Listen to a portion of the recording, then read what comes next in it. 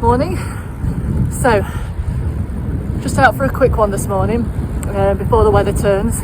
It's been a bit spitty so far, but I think I'm going to beat most of it. So,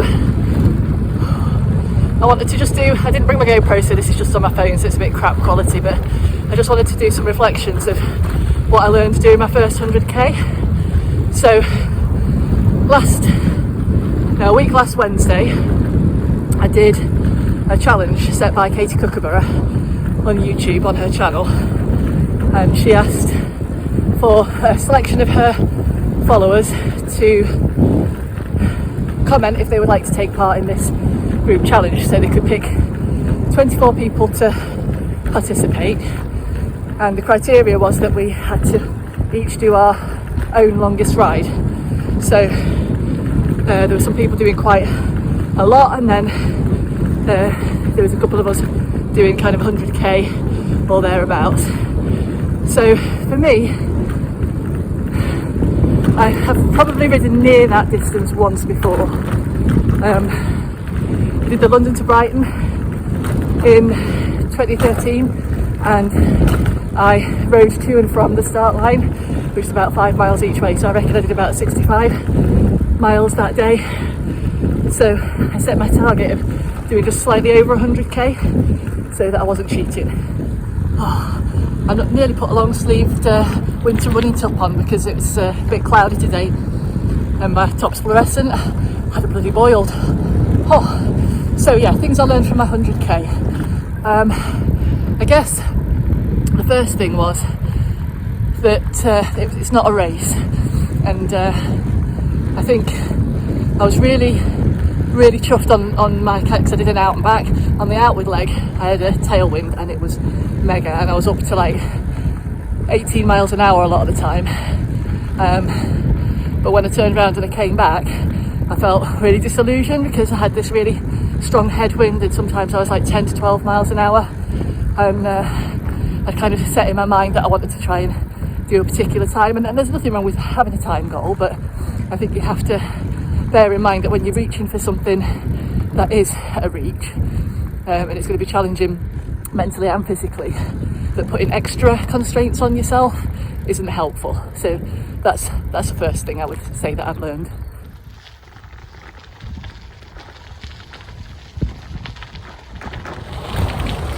Second thing I learned is route planning is essential.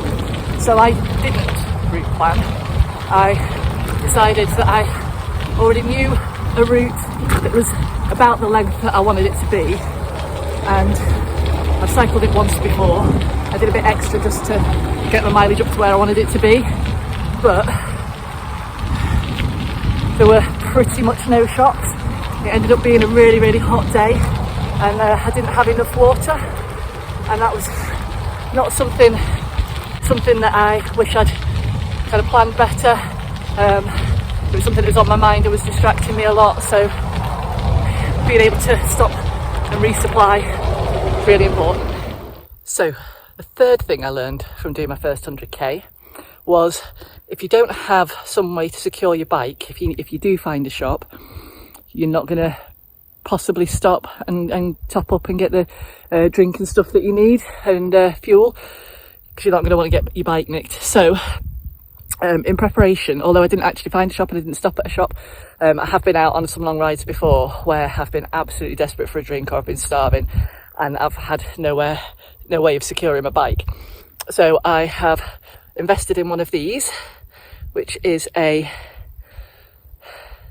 hip lock, I forget the name now, I'll put it on the screen, but it's basically a zip tie with steel running through it. So it's not something to really kind of leave your bike if you're kind of going off for a while, but if you're just nipping into a shop and you just want to secure it, away from any opportunistic theft, then these are great. And it's just like 2 little pins for the key, so it's a tiny little key. You can stick that in your jersey pocket or in your saddlebag or whatever you've got, so that's close to hand. So that's the third thing I learned. So the fourth thing, I think we're at 4, the fourth thing that I learned on my first 100k is it's okay to stop. I think again, you're kind of pushing yourself. It's not a race. Kind of links in with number one. You know, it's going to be a long day when it's the first time you've done any kind of distance like that. I was in the saddle for about 5 hours. I think, you know, it's tiring anyway, and yeah, I think there's no harm in stopping. I got to the end at 50 miles.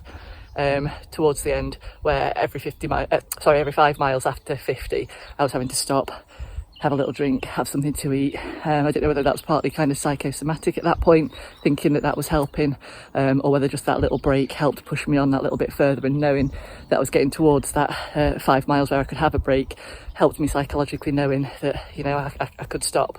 So yeah, point 4 is stop when you need to.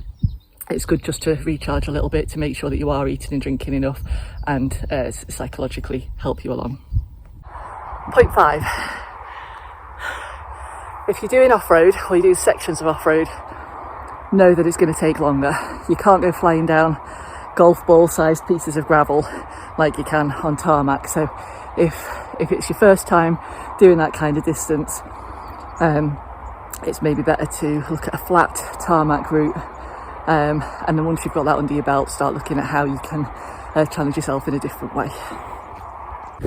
So my final point is rest. Make sure at the end of it that you give yourself ample rest. I didn't find that I was too achy, but I found that the fatigue, particularly in an evening, I was falling asleep by about 7 o'clock for the week afterwards. It also knocked my immune system a bit, so I ended up with a throat infection and on antibiotics for that.